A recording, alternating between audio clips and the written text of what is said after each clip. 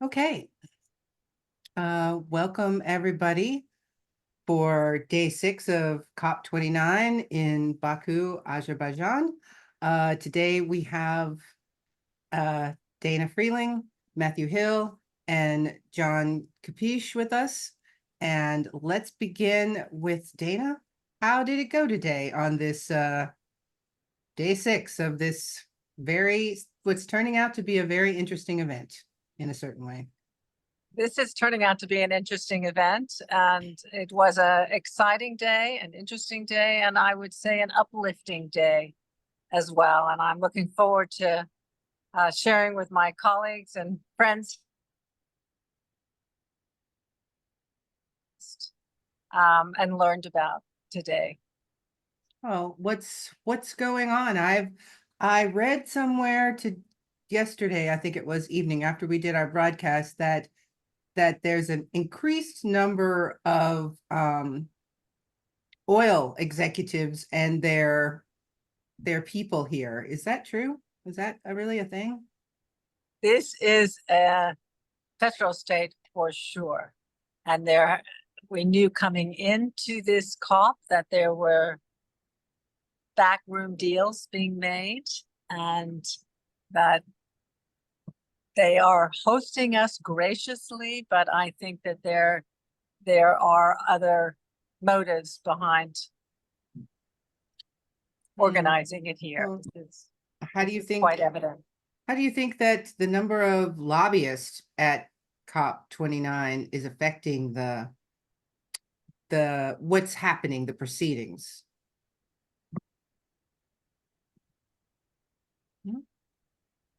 Can you hear me? I can hear you. John, Okay. What do you think? Are they playing lip service to the idea of phasing down fossil fuels if they're making backroom deals? It's been my impression for years that any number of groups, whether it be the oil lobbyists or during the previous Trump administration, the entire U.S. delegation, participates in these events to basically neutralize much of any progress or short-term negative implications for their interests, whether it be large-scale economic activity within the nation or benefits market dominance to any given company or industry set of companies. So this is nothing new. It's just on steroids here in Azerbaijan. It's on steroids, but I have to say last year in Dubai, to bring it to the table in the UAE, I think they were forced to listen, and they are now have pledged to contribute to the loss and damage fund, which I think is a start. So it may seem hypocritical to host it in a place like this, but in a way it forces the fossil fuel industry to come to the table and perhaps pay out for the problems that they ultimately should help rectify. I would agree with that. The loss and damage fund is a completely separate issue from actually solving the climate crisis. That's simply, to deal with the ongoing implications for lower income companies or countries. So I think it's simply a cost of doing business to the industries to shell out, $100 million here, $1 billion there, even, tens of billions of dollars is relatively, small amounts for these industries. The bigger concern is their dominance. It's been my experience that these companies do not want to jeopardize their market dominance relative until they can make the transformation to the alternative energy. I experienced with Florida Power and Light in Florida their opposition to solar up until the point that they owned solar, that they had developed their own personal or corporate capacity for standing up solar. And then they shifted from an anti-solar perspective into a pro-solar perspective, as long as it was the ratepayers funding them to develop that infrastructure. Wow. It's interesting that you mentioned solar today.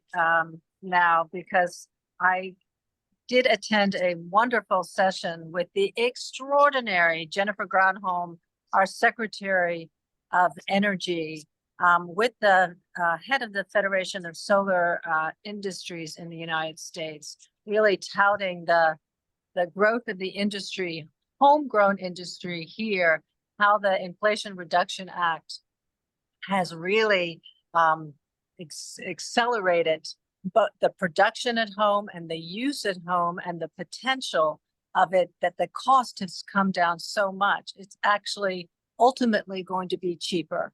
This is how we are going to phase out the fossil fuel economy, by really lowering the price of the renewables, of alternative sources of energy. Jennifer Granholm is a real gem and has worked so hard for the last 4 years with the Biden administration, in helping us really propel it so far forward that there will be no stopping it in a Trump administration. Do you see pushback in a sunny place in Florida, John? Do you? Oh, absolutely. The state of Florida has passed any number of measures to discourage solar, and one of the things they've done remarkably is there once was a day when if you had 0 kilowatt hours consumption, you had a 0 bill, and the power industry fought the net metering legislation, which was forced through finally, that supported homeowner solar. So the industry response, well, the industry practice was to apply the net metering such that if the homeowner generated excess power, they received only 4 cents a kilowatt hour for that excess power, whereas when you purchase it from the utility, you pay about anywhere from 12 cents to 14 cents a kilowatt hour. And they made the case that that differential was due to the infrastructure that they had to maintain, the power lines, the grid, et cetera, et cetera. But instead, what they wound up doing was instituting a base fee.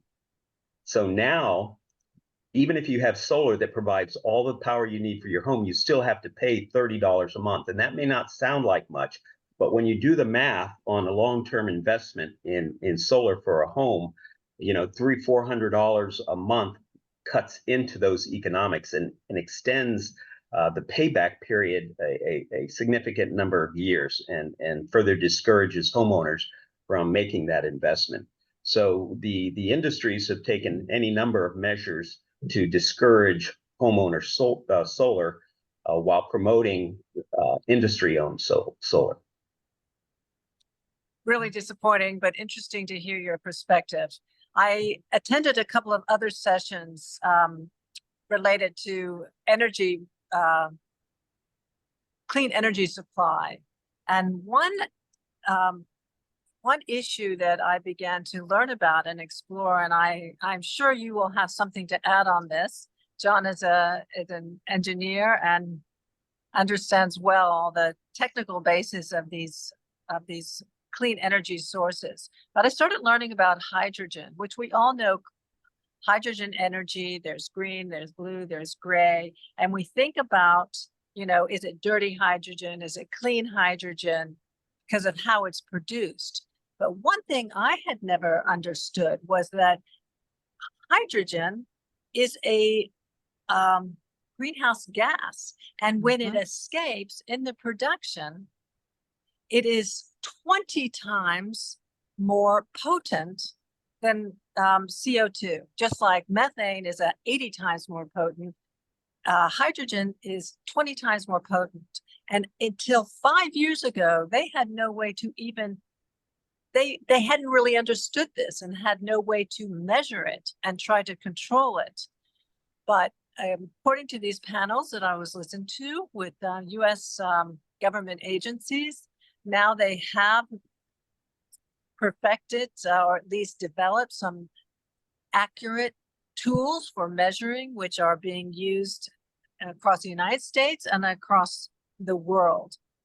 Have you looked into this, John? Have you began to explore that, compare it with methane? Well, methane losses, happen at the wellhead and at the transmission line.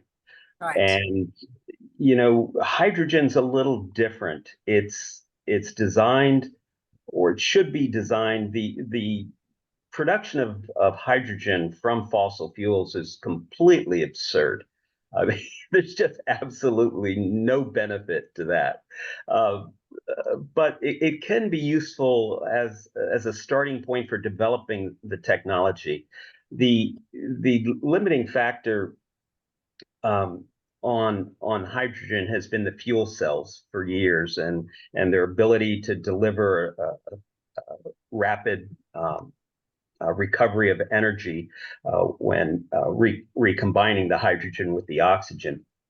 So it's in effect a battery at a local photovoltaic source. So if you have a solar panel like at a home or facility, and you're using that electricity to generate the hydrogen and use it as a battery for your solar energy, then that should be a well-contained system. If you're leaking hydrogen from that system, you're creating a huge hazard for the homeowner and any facility. So I think that issue can be addressed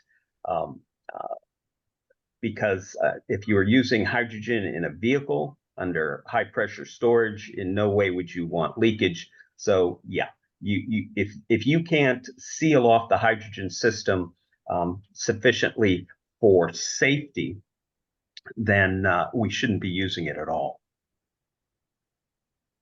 Yes, we probably shouldn't be using hydrogen at all, in my opinion. Of course, I'm not a scientist. I'm just a layperson who doesn't understand why you would use something that's potentially explosive to power a car or your home or anything else, especially if it's Well, leaking I into think the for atmosphere. industrial purposes, yeah. Well, there's a lot of things that they're working on for industrial purposes also, other than hydrogen, that are not using a greenhouse gas.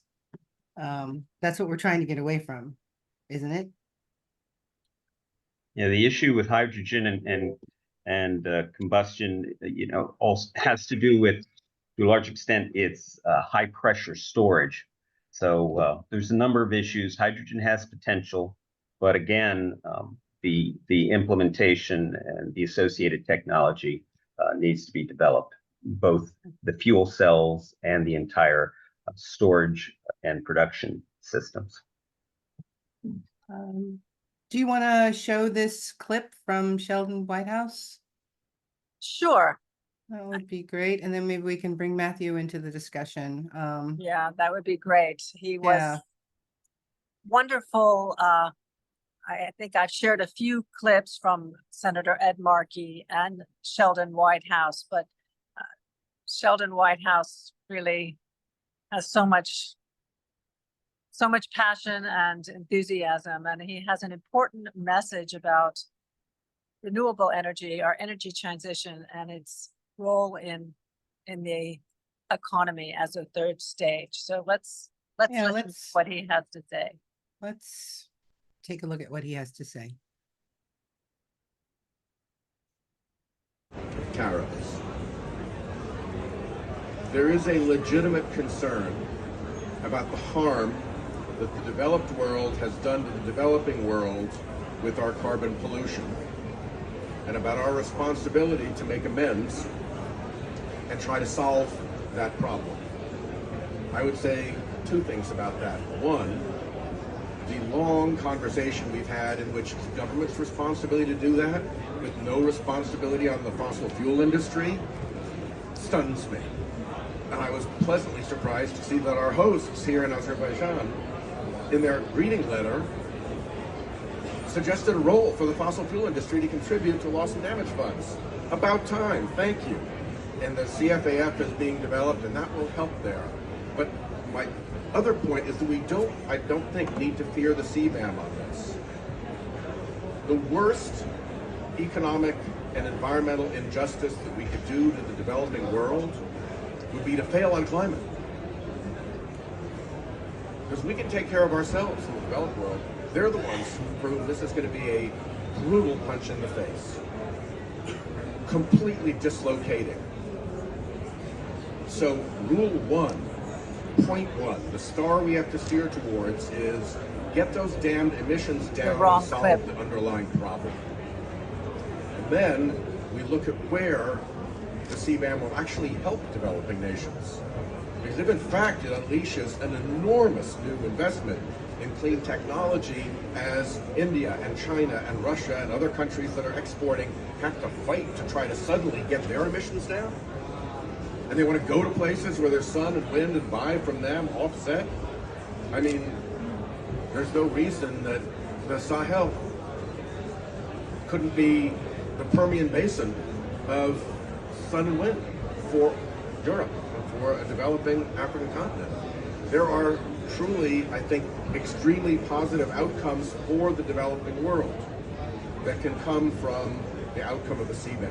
So we need to be very alert to make sure we are doing our moral and economic and environmental duty by those countries and people for whom that is not true. But to throw out the CBAM would create a far, far, far worse injury to all.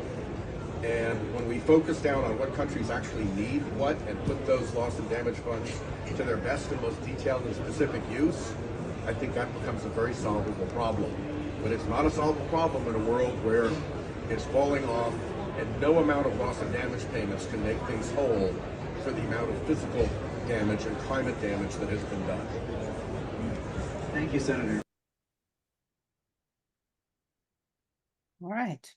So that was actually a different clip than I had expected. So Well, that was what you sent me, so. I sent you two.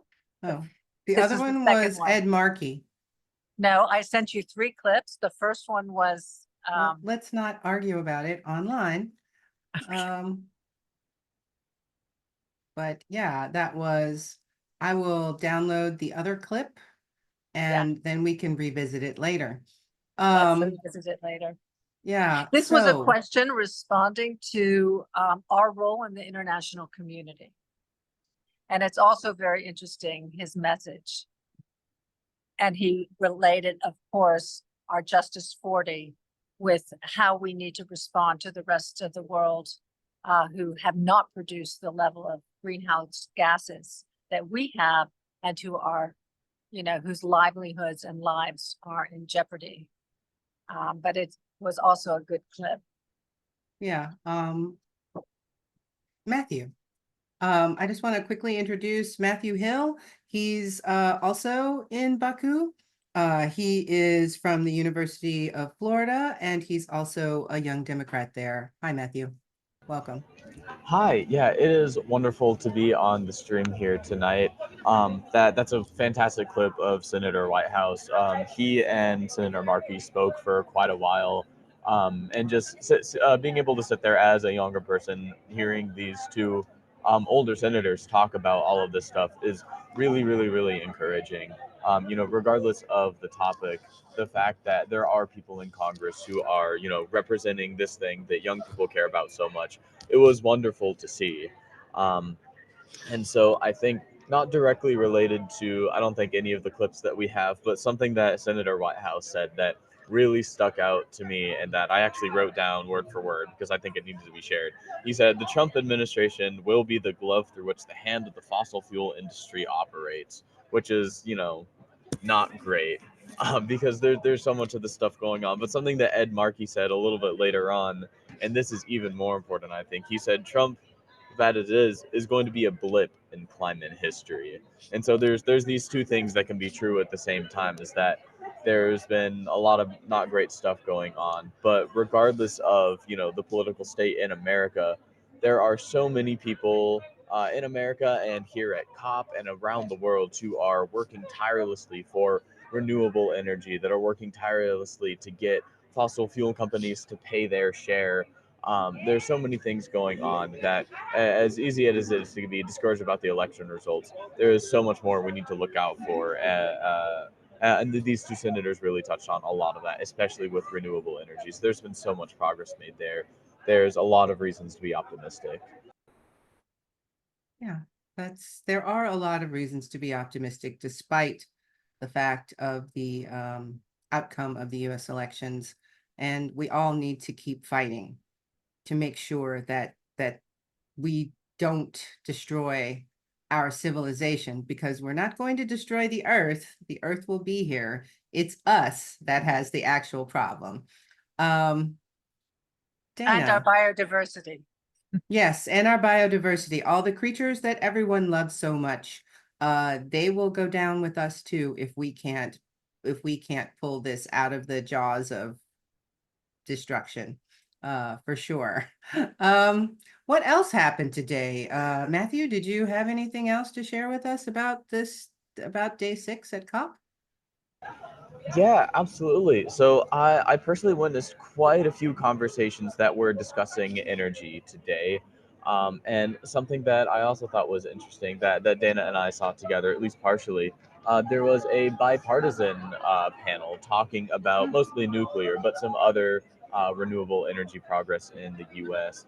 And that was really empowering, honestly, to see that as many divisions as there are between Democrats and Republicans, renewable energy can be something that we can reach across the aisle for and work towards. And it's important to think about how vital renewable energy is, because climate change, whether we like it or not, that affects everyone. Climate change isn't going to discriminate between people, between what we believe in. It's going to come for us all in the end. And so, not to be too pessimistic about it, but it's so important to have everyone on board. And so seeing Democrats and Republicans, who are probably divided so harshly on a lot of issues, they can come together and say, well, this renewable energy is too important to not work together for. And so a few of the names, it was Morgan Griffith, John James, and Scott Peters. And they had just a wonderful talk. They discussed mostly nuclear. And I personally learned quite a bit about what nuclear looks like in the U.S. There's quite a bit more action there than I even realized. I don't think it really gets discussed as much as it should. I don't think a lot of people are as aware as they should be about how much progress is being made on nuclear in the U.S. And so I'm really, really glad that I got to see that panel. But to shift topics just a little bit, if that's... Oh, go ahead. I just wanted to add something about that. Yes, it was, they were only 3 congressmen who appeared with us today in this panel, but there were 7 congressional representatives that came together. I think they were almost evenly split, and they did seem to get along. There was one that we saw from Michigan talking about the industry there, how they needed to protect the water and the air, and that nuclear was clean, did not provide the air pollution. I think, not sure whether he was a Democrat or a Republican. Certainly the elder man from Virginia was a Republican, and he talked about how the communities relied on coal for their energy, and that now they would rather have a clean source of energy, and now they were going to employ these small nuclear facilities, which were enabled by an act which was, I guess, passed in 2020, called the Advance Act, which is enabling these new power stations to be built and to provide funding for them. So he said, if we have the choice, we will choose clean energy over coal in rural Southwest Virginia, because we want to stay healthy. We want to protect our planet. But until this came, we had no choice. We had no choice in terms of the jobs. We had no choice in terms of the sources of energy. It was interesting hearing that perspective. And the technologies that they're employing now are not the old nuclear facilities. The congressman from Michigan said that a plant that had been inactive has been retrofitted and upgraded, It had been closed down and now it will reopen with safer measures and able to serve the community. Oh, yeah, that's true. Did anybody talk about 3 Mile Island reopening? Microsoft is wanting to put up their, I guess their AI, and they need a lot of power for it. And I just find it a little bit ironic that we're opening an AI plant that's going to be run from the old 3 Mile Island. It just seems like a bad movie. I had not heard that. That is Yeah. very interesting. And this was also discussed during this panel that we are keeping up just barely with our energy demand now because we're adding renewables to our to the grid. However, with the demands of artificial intelligence and the data centers, the demand for energy is growing exponentially. How do we meet that demand? And I had not heard that they're going to resurrect 3 Mile Island. Yes. John, do you have any background on that? Have you been reading about that? Do you have any? Not on that specific case, but you know, our current set of nuclear power plants are all these pressurized water reactors, and we should have moved on to alternate forms of nuclear decades ago. And you know, we'd taken steps in that direction in the 1960s, but we went with a different direction, and we haven't done the R&D. We're finally doing that now, as you mentioned, with the small modular reactors. And I'd like to point out, you know, another organization I'm part of is associated with the National Graduate Student Honor Society, and former president of that and director was a fellow named Juan Vitale, Dr. Juan Vitale, and he was a nuclear engineer working in the Pentagon, and he was responsible for leading the U.S. Army's program in small modular reactors and had an awful lot to do with the development of the prototype project being done in Idaho now. He sadly passed away this year, and lost a dear friend, but he made enormous contributions, as many scientists and engineers are, in trying to advance the nuclear technologies to where it would be safer than these old style pressurized water reactors. So scaling up pressurized water reactors is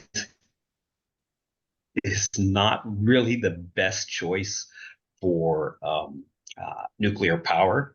The new small modular reactors are based upon passively air-cooled systems, not these water systems, which in the event of electrical failure results in these tragedies like we saw in 3 Mile Island, like we saw in Fukushima and even in Chernobyl.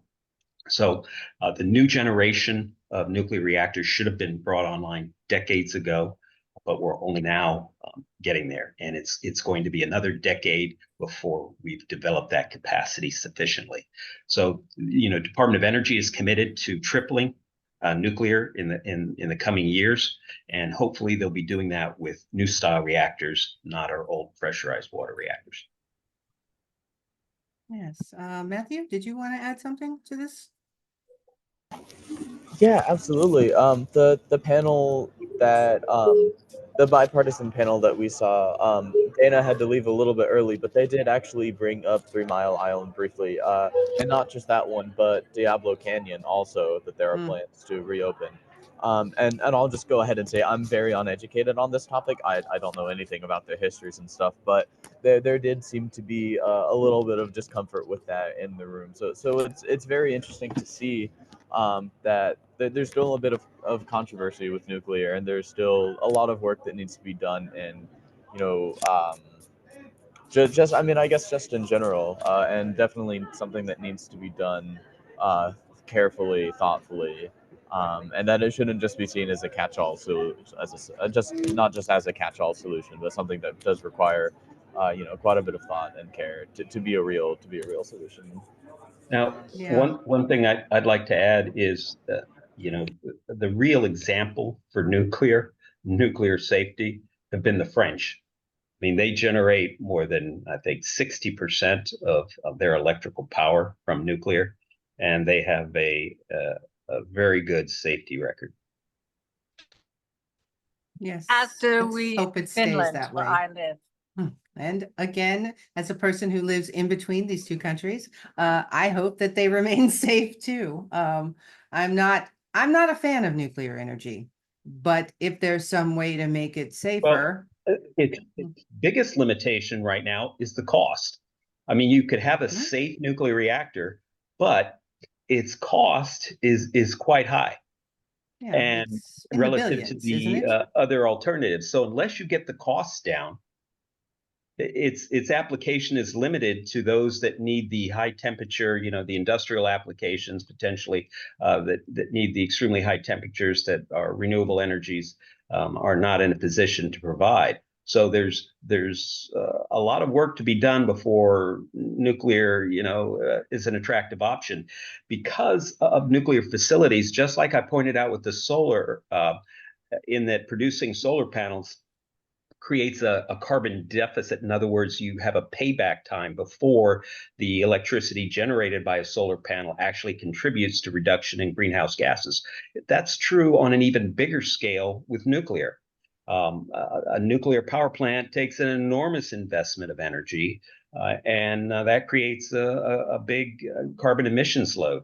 So to justify that, you have to have a very high capacity of payback, and the economics, the ecological economics, as well as the standard economics, need to work out, and they currently do not, which is why I am with you, John. Coming from a country that has sixth generation, it has saved us where I live in Finland. Since gas was cut off from Russia, we're supplementing with wind turbines. My electricity costs have gone down to almost nothing because of our very safe, high level nuclear energy.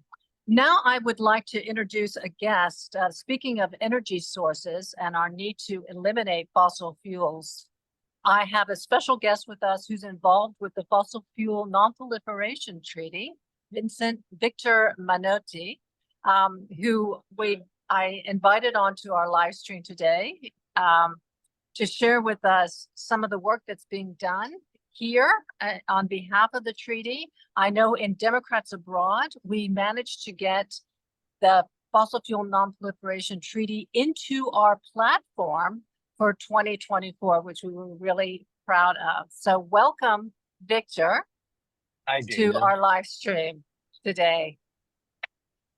Hello, everybody. Would you like Sorry, to tell us about how it's going here, how it's going for a little bit about who you are and how it's going for the Fossil Fuel Non-Proliferation Treaty here?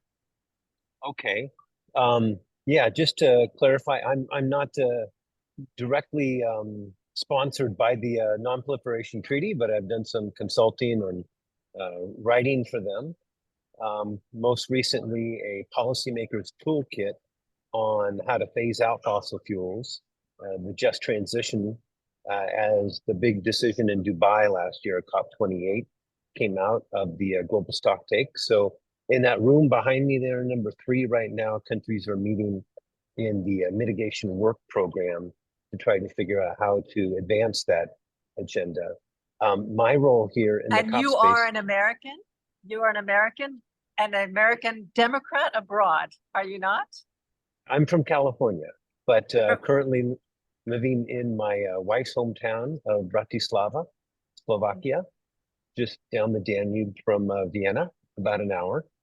So yeah, my role here is, within the COP space, you have the governments, and then you have the civil society constituencies, which includes the bingos, the business and the industry NGOs, the tungos, the trade union NGOs, youngos, youth, and then engos are the environmental NGOs.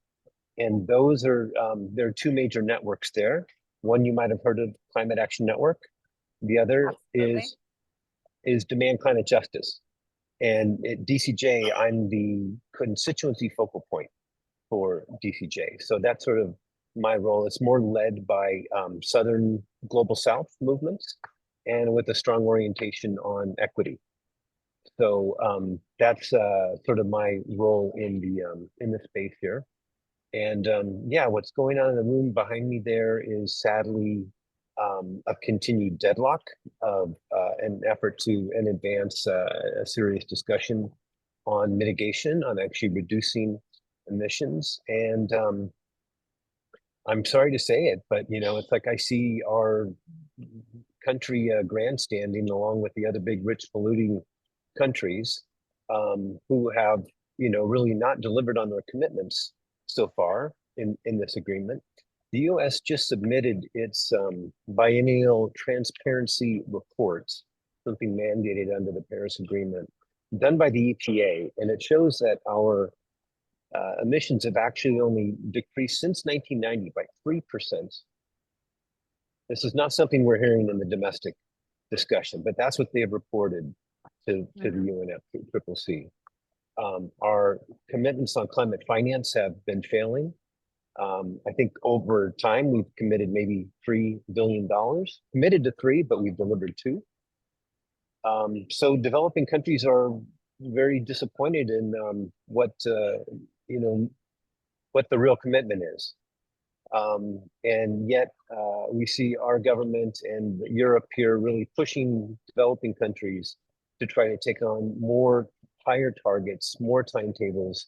And those countries are saying the arrangement of the Paris Agreement is we need the assistance, the financial and technological cooperation to implement our programs. And it's not forthcoming. So, what we need to move this process forward is we need to see the rich countries really begin to phase out their fossil fuels. We need to go first. We need to go fastest. We don't necessarily need a treaty to get that going. It could start just by ending the expansion of LNG, of liquefied natural gas in the US right now. The IEA has said, no new fossil fuels. There's just no room in a 1.5 degree budget Celsius, to limit warming within that. And we don't need the fuels, and we can't have that 1.5 degree scenario if we continue to expand. So that'd be a very concrete first step that we could do that would improve trust in this space. Matthew, have you heard of the Fossil Fuel Non-Proliferation Treaty? Matthew is a student at Florida University who's joined us here today and is here with us in COP. Have you heard about this? Yes, actually. I only first heard about it actually earlier this week at COP. It was in a cryosphere pavilion, which is a fascinating discussion. We talked about the well-documented effects of climate change on the cryosphere, on the Arctic and stuff. It doesn't look good for the Arctic. And we touched on a lot of the, extending effects from that it can result in floods and stuff in that area as well. And so much of it, almost all of it is traced back to fossil fuels. And so we discussed the Non-Proliferation Treaty, and I was not at all familiar with that. You hear Non-Proliferation Treaty, and if you're like me, you think of something that happened a while ago, not about fossil fuels. But it is definitely a similar level of I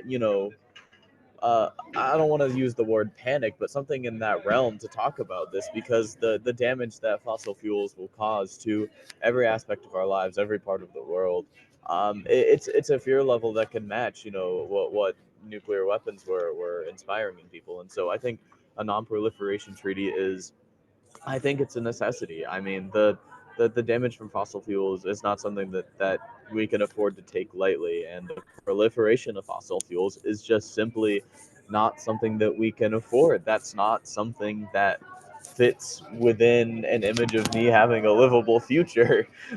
So it's definitely a new idea to me. I don't think anywhere near enough people know about it, but I think more people should know about it. I think it's a wonderful thing, and I'm really glad that I got to learn about it. Yeah. Yes, it is a good thing. I just wish we could do more with it.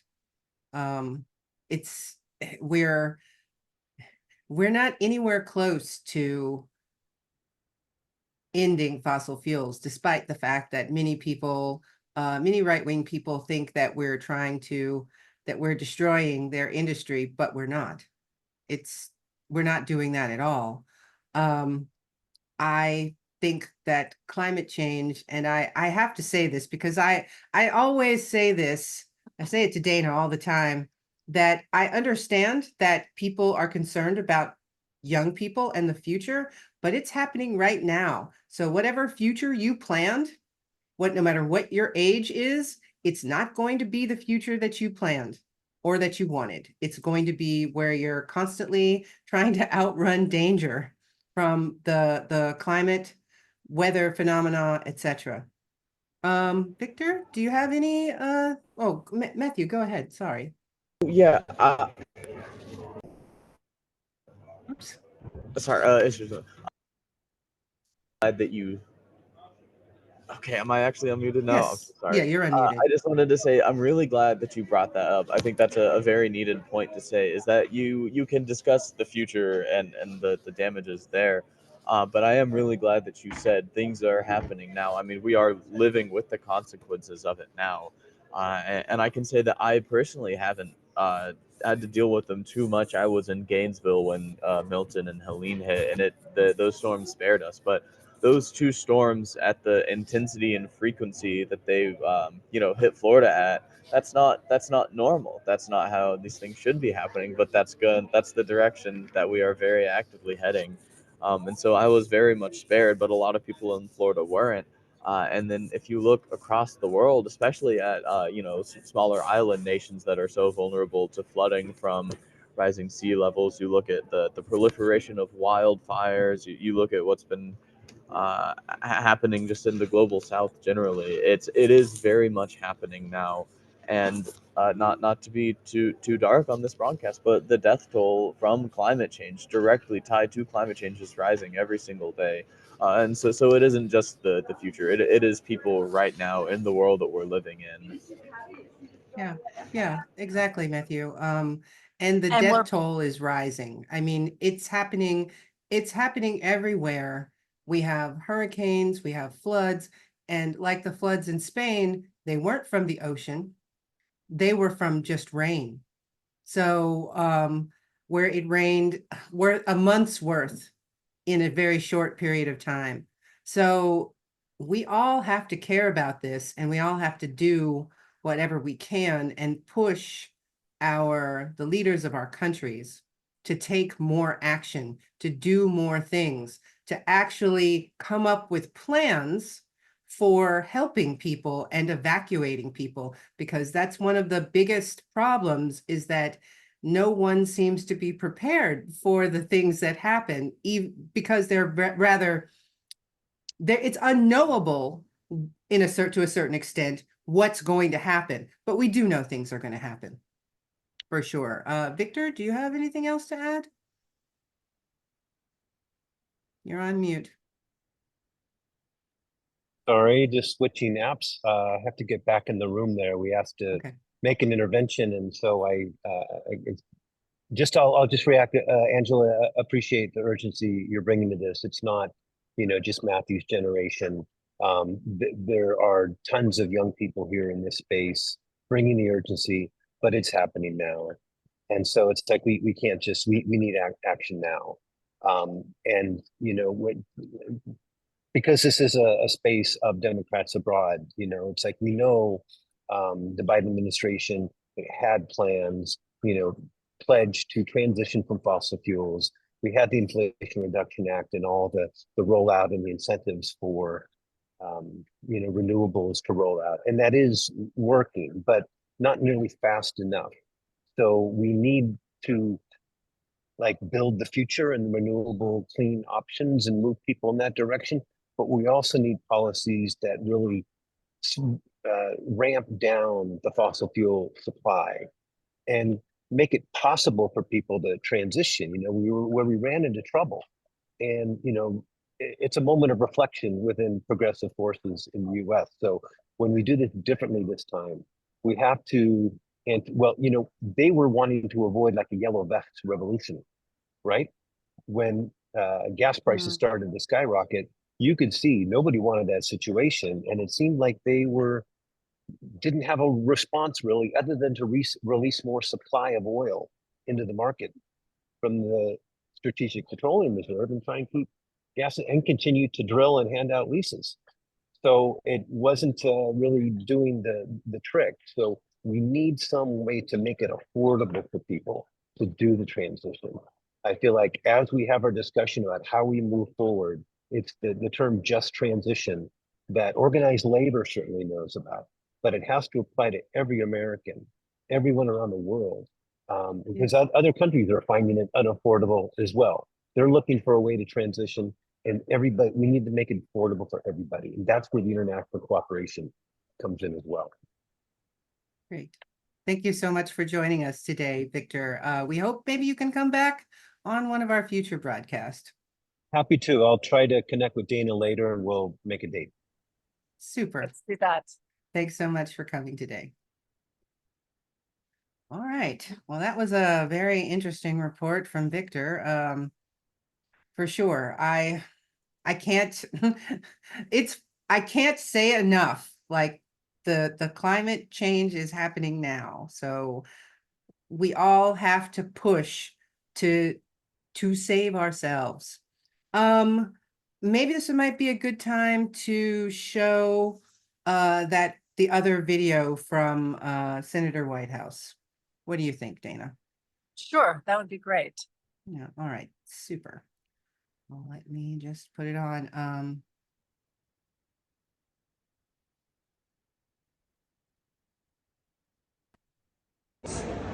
Climate science.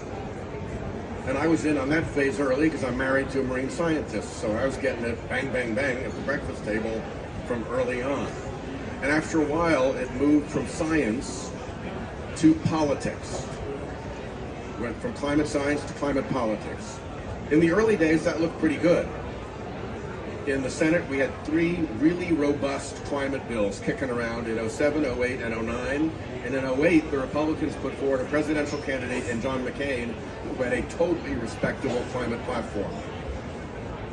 January 2010 killed all of that because January 2010 brought the Citizens United decision, which gave the fossil fuel industry unlimited secret spending power, and they put that immediately to work to kill bipartisanship on climate, and they did.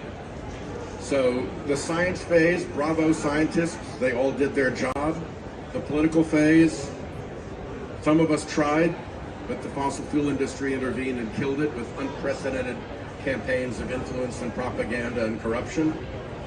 Now we're entering phase 3, which is climate as an economic force.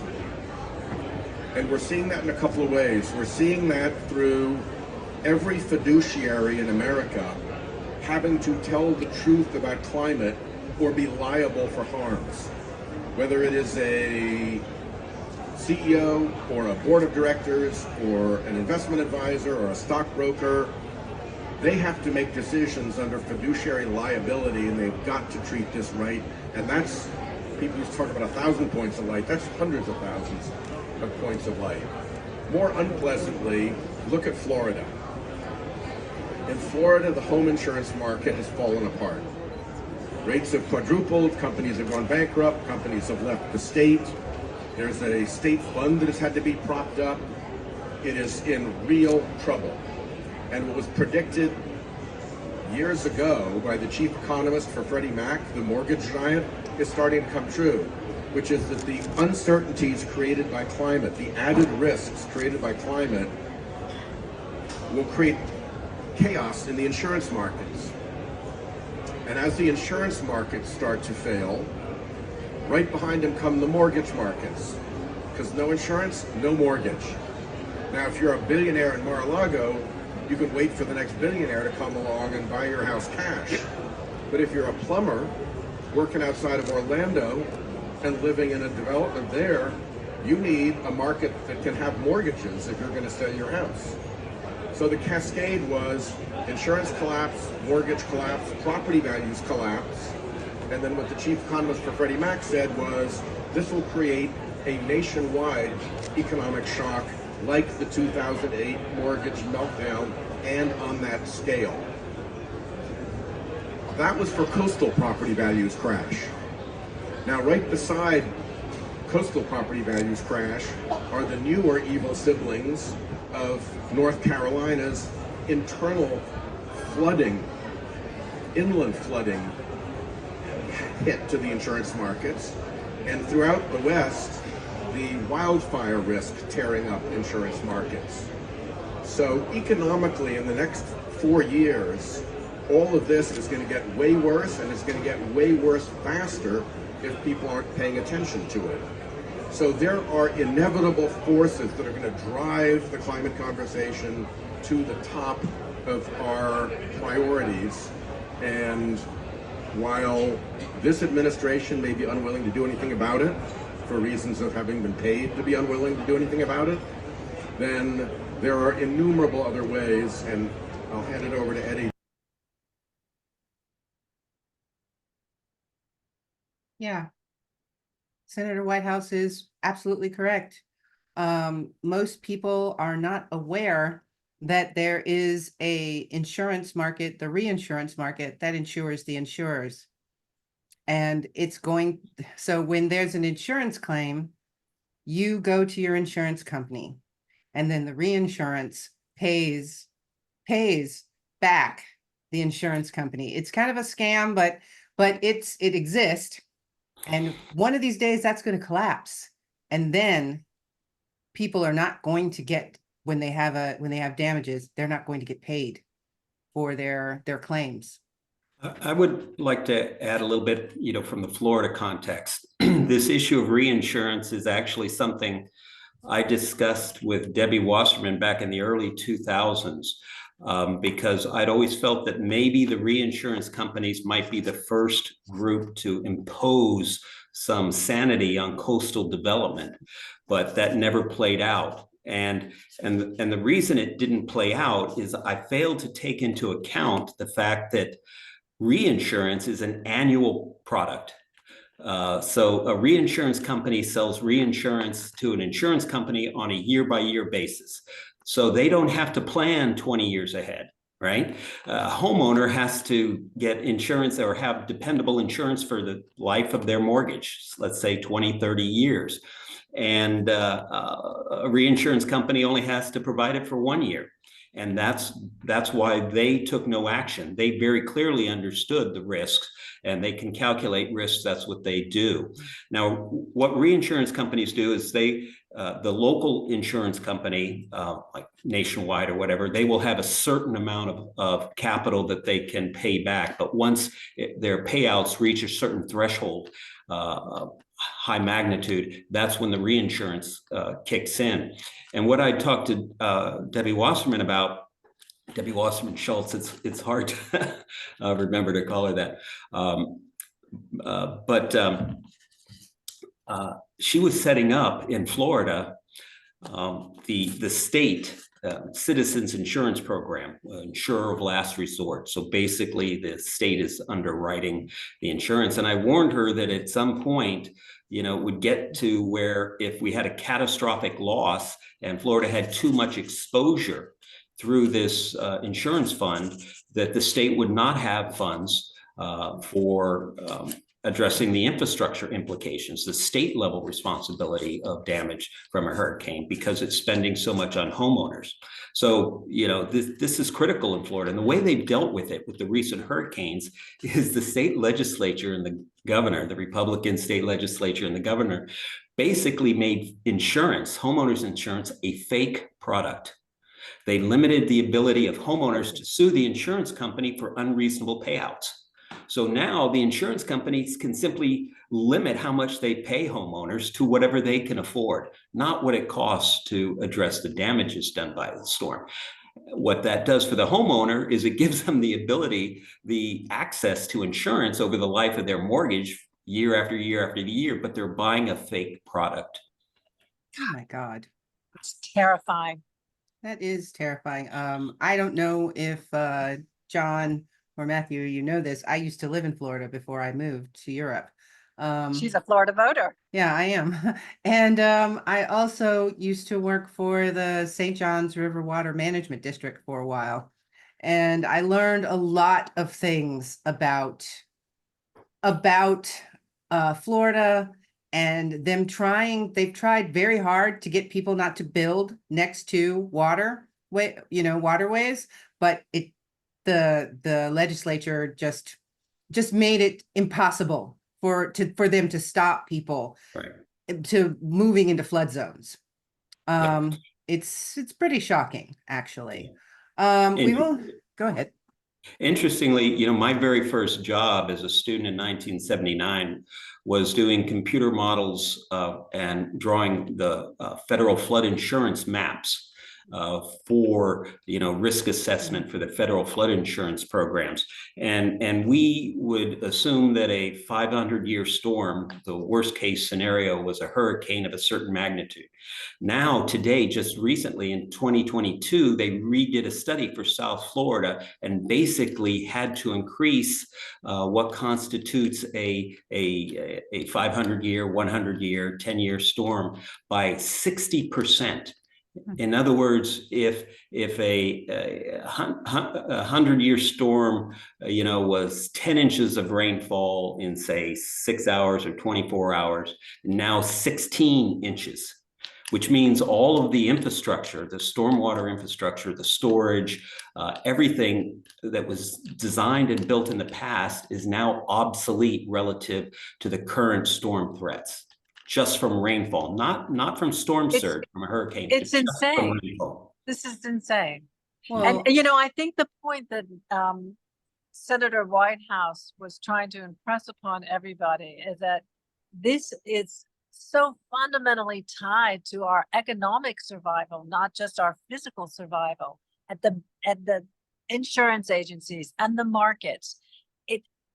Something has to be done. It's within the economy is tied to the climate. We have to take it seriously and we have to take action on it. yes, for sure. Yes. And Go if I ahead. could jump in for just a second, I was really glad that Senator Whitehouse did bring up the insurance angle of things. And it's something I've discussed a little bit on my own. A lot of people in Florida, unfortunately, are kind of still coming around on climate change. There's a lot of misinformation out there, and a lot of people who are more conservative or moderate leaning don't really take it seriously. And the thing is that whether or not you care about climate change, whether or not you understand the science, the insurance companies do, and they're gonna act accordingly. And so it's the thing of like, you can choose to, stay uneducated and not care about these things and not try to act on these things, but that is going to be worse off for you in the end. And that's not, a vague, empty threat. That's not just, moralizing. That's a statement of fact that, hey, by the way, the company that insures you and your house and your livelihood, they care about this issue and they will act accordingly. And if things are not done to prevent all this climate change from happening, that insurance company is going to act accordingly, and it will not be good for you and for your family's safety. And so that's what it comes down to. So for that's something that I'll often bring up. If any of you or anyone watching happens to get into a debate about climate change with someone who doesn't understand it, you can definitely say, hey, by the way, your insurance company is very much concerned with this, so mayhaps, you should be too. Yes, the insurance companies have been aware of climate change for a long time. Hey, Angela, it's getting close to the hour, and I'm Yeah. wondering if Michael has another round of wonderful Yes. photographs. I was just Be queuing nice- those up. Would be nice to finish us off with that. Yes, let's take a look at Michael's photographs for today with his tour of COP. As always, they're very enlightening. Here we go. This would be the first image of today, which is basically just a view of the center of Baku. Interestingly, I have been to Baku for almost a week now, but I have not made it to the old town or to the downtown yet, simply because we just commute between COP and our apartment all the time. I'm kind of looking forward to the day off on Sunday, when hopefully I'll finally make it to the city center. But let's get to COP. When I got there today, I got kind of confused if I'm at the right COP, because I saw several signs, welcome to COP30. That's the next COP taking place in Brazil, in Belém, in Amazonia, next year. And the good news is that we know in advance where the next COP will take place, because Azerbaijan, it was pretty uncertain when we were in Dubai last year. We simply didn't know where the next COP will take place. Fortunately, or unfortunately, I guess it's fortunate, Brazil knows that it will organize COP30, and they know about it for more than a year now. So we believe that the next COP will be very well organized, since they have such a good head start. So obviously, I walked to the Brazilian pavilion just to have a look how they are getting ready and how they are promoting. And the next COP, and you can see on this image on the top left corner, they already have the signs, "See you at COP30." So they know they are planning for it, and I think it will be very colorful and very nice COP. Obviously, Brazil, it's many indigenous people, and if you walk around the Brazilian pavilion or anywhere else, you very often see some of the indigenous people in their local clothes and feathers and stuff like that. One more image from the Brazilian pavilion. It looked very organized today. I had a very good feeling about the pavilion, and this was just the last image from the other end of the pretty large Brazilian pavilion. So I'll see you at COP30. But we are not done with COP29 yet. So a few more images from COP29. I went to the Ukrainian pavilion, and it was all about rebuilding the Ukraine's energy system, because the war is taking a huge toll on the Ukrainian energy system. I read in the news that almost 80% of the energy sector in Ukraine is already destroyed, and with the upcoming winter, the third winter of the war, this will be a very rough winter for Ukraine. They were showing there some images, say, from the Kakhovka reservoir, or the water plant, which was damaged, which was basically blown off, and just give you the scale. The lake or the dam that was destroyed held as much water as the whole Lake Okeechobee in Florida. So imagine that there is a dam on Lake Okeechobee, and you just blow it off, and all the water has to go somewhere. So that's a huge disaster, or they call it ecocide here. The positive side of the Ukrainian pavilion is that they are proposing that they are going to build the energy sector again, and they are going to build it greener. So they are offering solutions to build it better and build it back in a greener way. There are some of the signs are saying that there might be over 4 million green jobs. So that's a hope for those days when the war will be over. And obviously, they are also mentioning that bringing these green jobs might kind of stop from Russia receiving the billions of dollars they are receiving for selling the fossil fuels. One last image from the Ukrainian pavilion. I was surprised how international the panel was, and also the audience. It was really very international. It was all in English, and it gave me a very international feeling. So just to compare, I walked another 30-40 meters, and I ended up in the Russian pavilion just to compare. And it was today about the just energy transition report for BRICS countries. It was all in Russian, and the audience seemed to me, when I was looking at the participants, it seemed to me that it was only Russians as well. Maybe there were some participants from the BRICS countries, but my first impression was just all Russian. It was kind of, frustrating. And right next to the Russian pavilion, there is the Polish pavilion. When I saw it yesterday, it was kind of empty. There was just the Polish flags, and for some reason, the Polish pavilion is gone. I don't know if it's a sign that Poland will also withdraw its delegation. I don't think so. But maybe this image should just go along with what Rob was saying about the French and the Argentinian delegation that they are withdrawing. So this is an image that should just document that.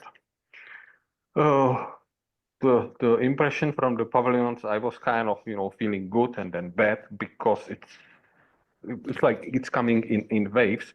So if I want to improve my mood, I go to the Japanese pavilion. They are just great.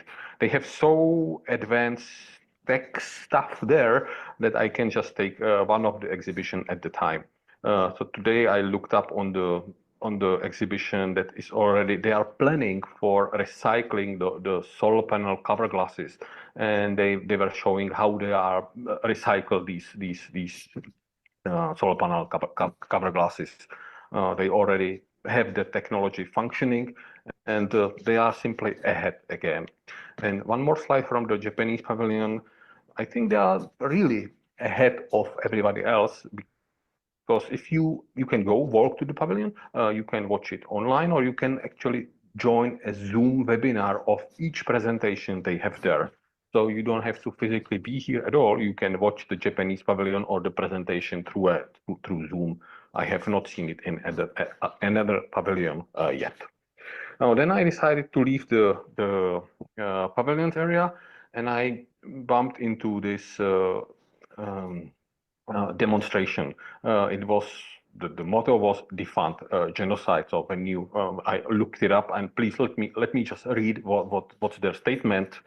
We people believe that certain government is complicit in war crimes against this certain nation civilians in a certain region by continuing to support certain government by arming its military forces and by giving this certain nation the means to massacre the other certain nation.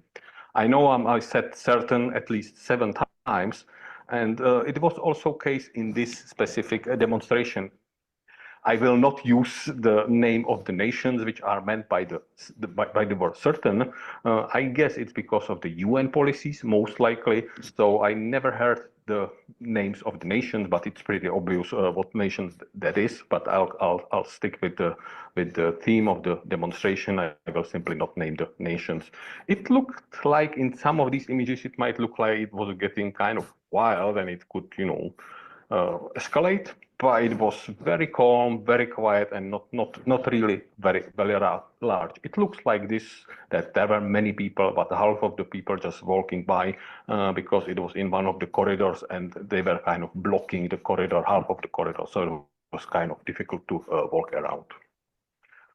Then I walked to the plenaries because there is always somebody famous who you can meet. So at this image on the left-hand side, it's the COP29 President Babayev. And he, maybe people caught him during a break because he was taking some selfies. He was also talking to some of the activists there. It was really only very short talks, but he was around, and it gave me a good impression about him. Just so he was there, and he was available for few quick chats. And then I sat in the plenary, and as Rock already mentioned, today it was about business and investments and finance and the other words that he used. So I listened to a few of the presentations there, and I think I have only one image, and I spent there maybe 40 or 50 minutes, and I just wrote few notes down, and it was about mobilizing the trillions of dollars that are needed. There were used often, very often there are used terms like public-private partnership and strategic investments and sharing the knowledge and technology and so on. Maybe the message to take home from all these sessions was, I wrote it down, let me cite, manage carbon the way you manage your money. So that's what businesses think, how they should manage carbon, manage it exactly the same way like they manage the money. I guess Rock will probably want to say something about that, but I leave it to you a little bit later. One more topic I wanted to mention is AI. I don't want to say I'm disappointed, but I have not really seen much of AI stuff here going on so far. I discovered this AI little booth where some, I think, Swiss organization, they are presenting an AI tool which is talking about the SDGs, so the Sustainable Development Goals. So I wanted to test it, and to be honest, it failed during my first question. I just was lazy, and I asked if I can chat with the AI in my native language. I just didn't want to do it in English, and it failed immediately. So I was kind of disappointed, because when I asked how it works, it's really just the GPT, which is trained specifically on the SDGs. So nothing that fancy, and if you want to chat in with GPT in any language, it's not a problem. So I was kind of disappointed, but maybe I did not really get how this worked fully. Then I went to another room, and it was related to AI. So the presentation was called AI for Action and Climate Solutions. What impressed me, or what disappointed me, was that it was half empty. I was thinking that the room will be packed, that it would be so full. It was really half empty. But I stayed there and listened there for a while. And the topics that they were discussing there were mostly, I wrote it now, it would be about adulting AI. They were basically saying that the AI is not there where it's needed to be. They are still improving it, and we need to wait for a while before it really reaches the result that we are hoping for. They were talking about various issues with the training time, that AI needs quite a bit of time to get trained, but as soon as it gets its knowledge, then it delivers the results very fast. There was also the gentleman in the middle, or on the right-hand side. He was from Google. As he introduced himself from the philanthropic arm of Google, and he praised AI for being very good in organizing data and making predictions. And he also talked quite a bit that some of the tools that Google is providing are not commercials, so they will be free to use. And one more thing that really caught my attention, that they highlighted the fact that AI can produce unbiased information. I disagree with that, because if you ask AI a certain way, you get a positive answer. If you just a different way, you get a negative answer. So I don't think it's so unbiased, but as they were saying, they are still adulting the technology, and hopefully next year at COP30 it will be for the down the road. And the very last presentation I attended was an IPCC side event. It was a busy day with the demonstrations and with all the business and trillions of dollars. So I went to this session on purpose, because these are the scientists. They are from IPCC, that's the UN body, I believe 100%. These are people who are super smart and who deliver the information the way I would expect it to be delivered. If you just look at the slide on the left-hand side, it makes sense. I just look at it and I understand every single word of it. If I look on some slides from some other presentation, it's so complicated and so complex, but in reality, maybe it's not. But these scientists, what they say, that really makes sense. So there is a new chair of IPCC. His name is Jim Ski. He's from Scotland, or he was a professor at the University of London. And when he talked, it was so pleasing. I just enjoyed listening to him. So basically what they were saying is that they are preparing a new special report, or the assessment report, the IPCC AR7, and they were just showing the timeline or the schedule. So we have probably 2.5 or 3 years before the new report will be presented. But if you see that how long or how much time they spend on it, and how many super scientists are included in the process, it makes me believe that what they say is really true. And this would be the last image of the day. When I was just leaving COP, it was after a rain, so I could not resist and had to take this very last image of the day. All right.